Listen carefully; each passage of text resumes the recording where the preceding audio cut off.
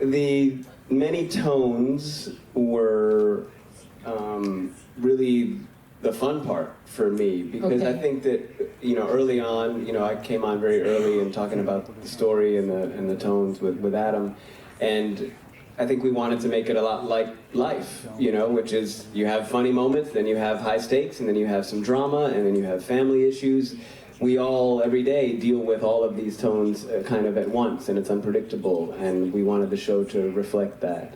And certainly on the acting side, that's kind of more interesting to play, and especially the comedy was something I was very excited about, and we focused, we got very lucky with the cast, people and all these performers who have really great comedic timing, and on top of being incredible dramatic actors. I think for me, Daniel's issues with being in the military, being in service to something else for your whole adult life, and then it's gone, and he doesn't have family left around him, having to come home. I think as a man of my age, somebody who's a father, who's, you're a provider, when you give and give and give to something else for so long, it was interesting to develop a character that now finds himself alone, and maybe isn't so great in relationships, or doesn't really know how to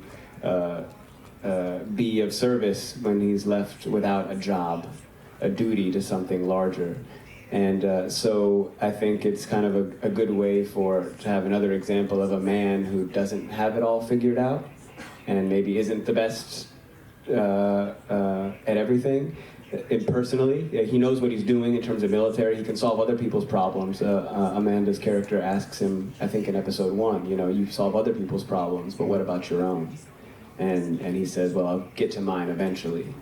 We don't know when that will be, but that was one of the more interesting parts for me, is kind of another take on masculinity. And you can beat as many people up as you want, but that doesn't really make you a man. Like, what else is there in terms of interacting with others and being able to develop and maintain relationships? And Adam has made some of the coolest television that I can remember in my life, and such a range of television, from comedy to drama, that what I care about now in my career is working with people who I can trust to steer the ship, and good collaborators. Making television and film is such a collaborative medium, we actors get a lot of the credit.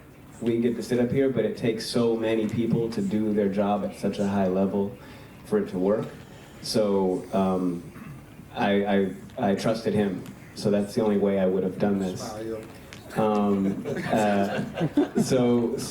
But yeah, our meeting went well. This was very early. There was one script that had been translated from Italian to English, I think, at that point. But it was really about the world and the partnership.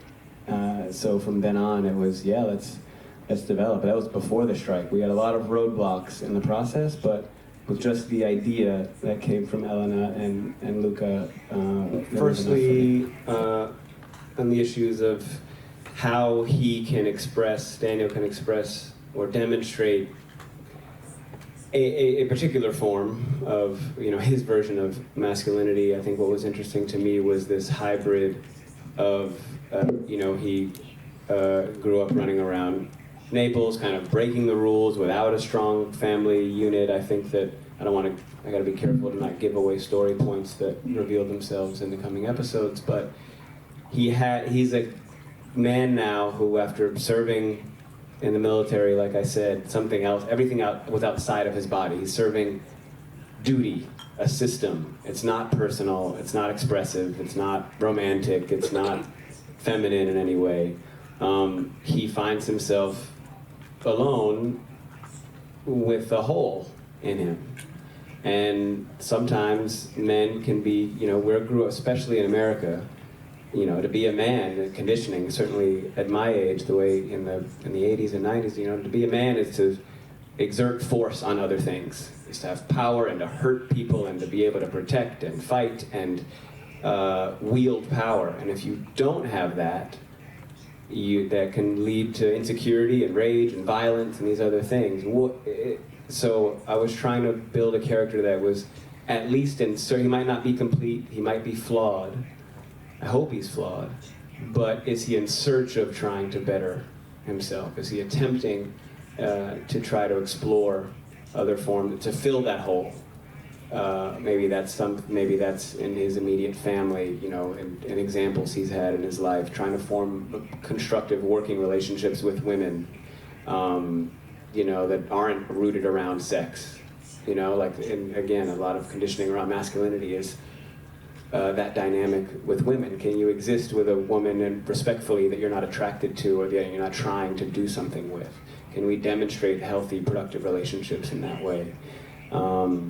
And having a sense of humor and having some lightness. Look, for me, I have grown up doing a ton of work in social justice and a lot of serious issues, and I also like comedy. I also like to play. I like to have fun and be creative. So being able to develop a character that can do all those things and still have somewhere to go in season 2, still have somewhere to go at the end of every episode was really important.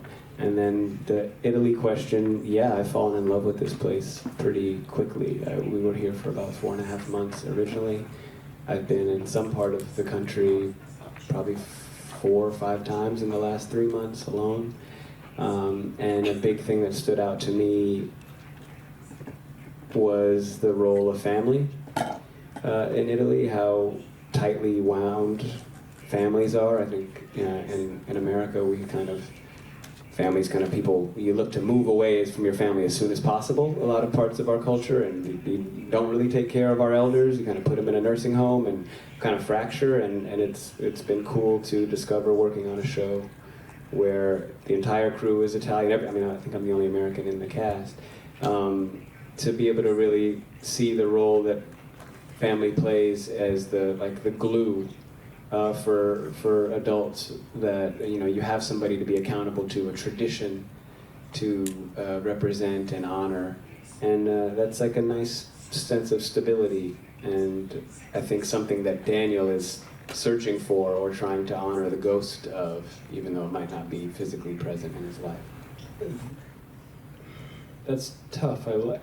Naples culturally, I really responded to the grittiness, the diversity, the grounded blue collar nature. I felt the most at home and related to it, and it felt the most like where I'm from, neighborhoods I'm from in the U.S.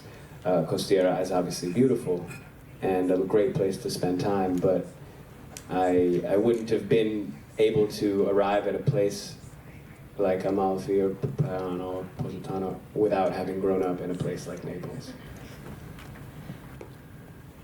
All of it. I really enjoyed being involved in character development and casting ideas, just collaborating with all these people that are talented and interesting and interested in telling the story. So it had a lot to do with story decisions, writing decisions, character development, casting, like I said, wardrobe, just anything that I thought I could contribute to help round out the story. Details matter so much. It's not a play. You don't get to do it again tomorrow and improve. Whatever you shoot is on film forever. That take you did that Tuesday afternoon. That's it. So everything matters. So I just wanted to be involved to contribute, but also to learn as much as possible and understand how and why decisions are made. That goes for after we filmed it, the editing process, the ADR, the voiceover, the marketing. I'm learning a ton from the marketing team, both in the US and globally. How we market in one country is different than how we market in another country. These are all opportunities to learn, so I don't want to waste them. It didn't influence, my experience here didn't change anything. I think that the balance of having what everybody's, it is a combination of focus and comedy, and I have to have a sense of humor in order to survive this. I think just for your own health. I think it's more useful, and it is more communicative and relatable on camera. But also, I think I have had experiences in the past dealing with very emotional material, especially like in theater over and over and over and over again, where it can wear you down and affect your mental health.